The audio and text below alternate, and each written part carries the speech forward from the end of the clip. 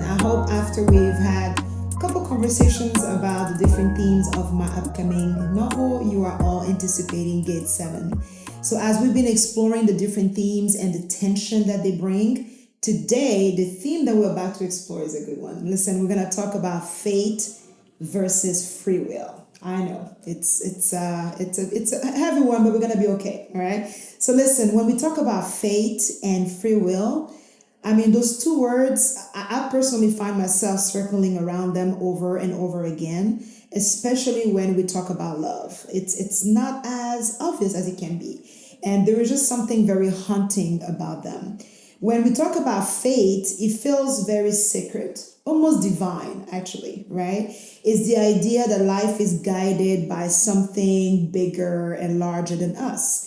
And it almost like a divine thread that is running through every encounter, every relationships, and everything that we are experiencing.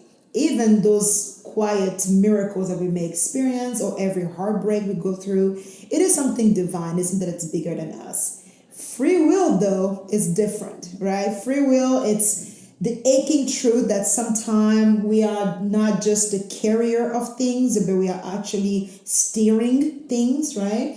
It's scary sometimes to realize that our choices are not just reactions, but they are part of this unfolding process of a very intentional action. It's like we are in charge of the things that we do. Now, when you look at this spiritually, I think we've told both at the same time, right? So, for example, we heard that God has a plan, but yet we also have been given freedom. So we can see that there is this tension about the two concepts of free will and what is called considered fate.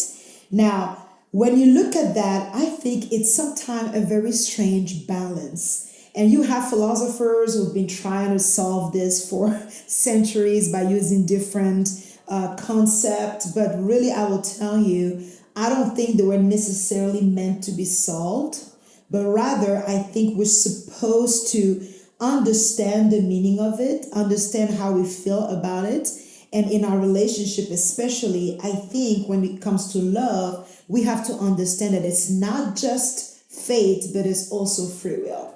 Now, when you look at biblical stories, how choices can change fate, I think we can look at some biblical stories that we grew up, listening to or hearing, and they were no parables. Those were real blueprints. Those were actually maps of how people made some choices and how those choices really change a lot of the plans that was supposed to happen to them. And it is a perfect example for us to see where choice and purpose can often collide. So we look at, for example, Eve, in the garden, she didn't just stumble into the fall. She chose. She made an intentional decision that brought her to where she ended up being. We have another example such as Ruth. Ruth made a decision to stay. She could have gone, go back to where she was from, be safe, go back to what was known to her. But instead, she followed love. She followed faithfulness and faith and decided to go where she was not necessarily familiar with, and she found something entirely new. Her story becomes then part of a bigger one, and that's because she said yes. We have, of course, Jonah, who ran away from the calling of God, but again, he heard the call and chose the opposite direction. But even in that rebellion, which I think it's amazing to consider, even in that rebellion, that rebellion became part of the plan somehow. So we can see that even resistance has a place in the pattern of our lives. And I think that's just amazing when you are exploring those two ideas. Now, another perfect example is in the Garden of Gethsemane, where Jesus, knowing exactly what's about to come, he decides to say these words. And the words were, "Not my will, but yours," right? At that very moment, so human as he was and so divine at the same time, is a perfect picture to show us how sometimes fate and choice can collide in the same moment. Isn't it strange? I think it's really strange that sometimes divine plans can still come and give us room for our decisions. I think that's an amazing concept. And at the end of the day, the choices that we make can be the very thing that actually fulfills the divine plan. So when you think about that, you realize that there is room for both. Now, another question that sometimes you will hear is, can God's plan and our choices coexist? Absolutely. That's the part that sometimes I admit that I'm still trying to figure out. I don't think it's very easy to understand, because you can ask yourself questions such as, if God knows how the story ends, then where are my choices? Or why are my choices so heavy? If it's really about freedom, then where does God's plan come into place? So I know that sometimes we think a lot about that. And in Gate 7, you will see that the characters are constantly brushing up against moments that they can't quite explain. As a matter of fact, they have coincidences or misconnections or perfect timing that they don't know until later on if they were meant to be or not. But also moments where everything could turn out completely differently, where one person makes a decision and it changes everything. So that strange tension, that one tension is constantly there in this book. Now, I would say maybe they are not meant necessarily to oppose each other.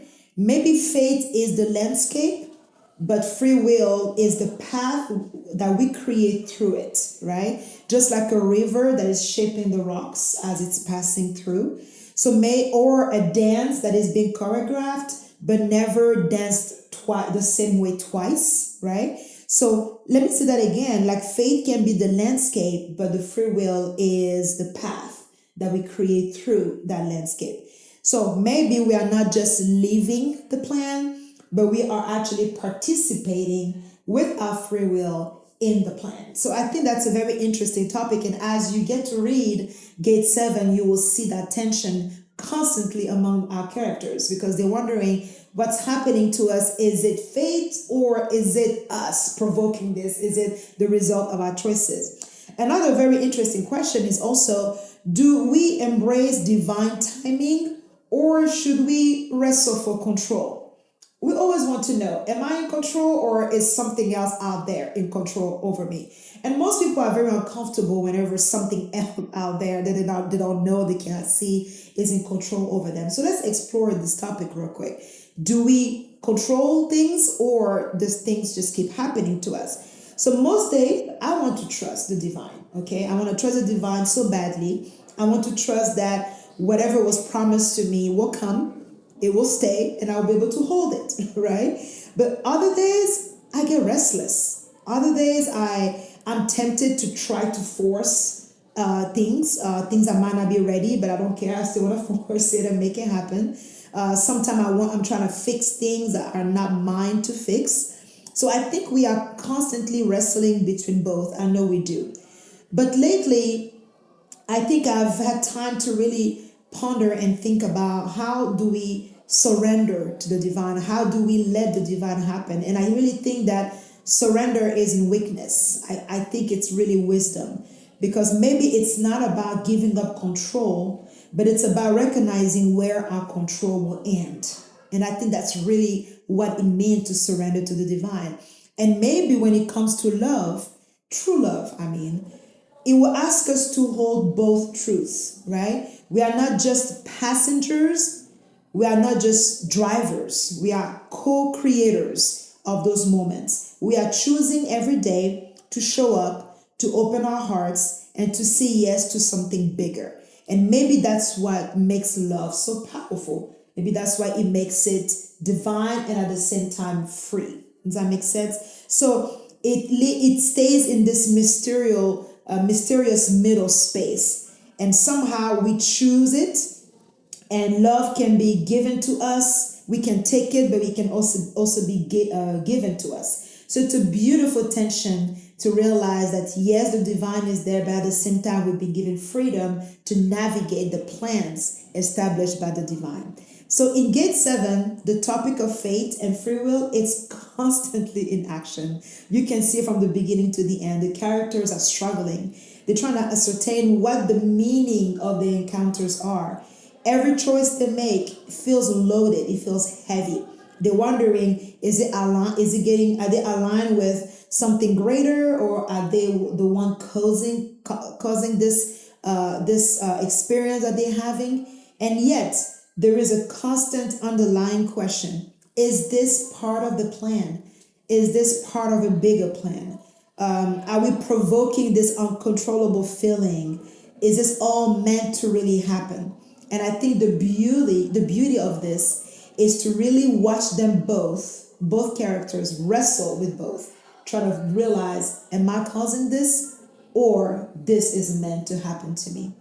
So I hope you guys get to enjoy that, because I'm telling you, it is an amazing topic to explore within the book. Stay tuned.